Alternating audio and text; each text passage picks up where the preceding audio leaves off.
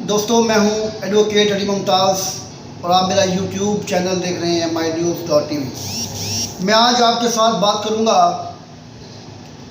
Constitution of Pakistan کے پہلے article کے بارے میں، جس میں جو آرٹیکل پہلا ہے، article number 1 of constitution of Pakistan 1973، یعنی کہ پاکستان کے آئین کے تحت جو پہلا آرٹیکل ہے وہ کہتا ہے کہ دا ریپبلک اینڈ اٹس ٹیریٹریز، یعنی جمہوریہ اور اس کے علاقہ جات۔ جو پہلے آرٹیکل کا سب آرٹیکل 1 ہے وہ کہتا ہے کہ مملکت پاکستان ایک وفاقی جمہوریہ ہوگی جس کا نام اسلامی جمہوریہ پاکستان ہوگا، جو کہ بعد ازاں پاکستان کہلائے گا۔ اس کے بعد آتا ہے جی آرٹیکل نمبر 1 کا سب آرٹیکل نمبر 2، پاکستان کے علاقہ جات مندرجہ ذیل پر مشتمل ہوں گے، جن میں بلوچستان، خیبر پختونخوا، پنجاب اور سندھ ہوں گے۔ اچھا، یہاں پر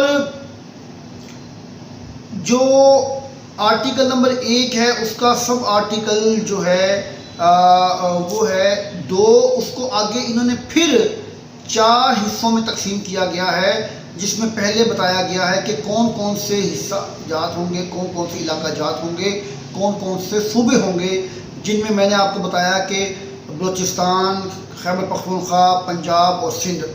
اس کے علاوہ بی ہے، یہ الف تھا، سب آرٹیکل 2 کا حصہ الف، اب ہے بے میں کہتے ہیں جی دارالحکومت اسلام آباد کا علاقہ، جس کا حوالہ بعد ازاں وفاقی دارالحکومت کے طور پر کیا گیا ہے۔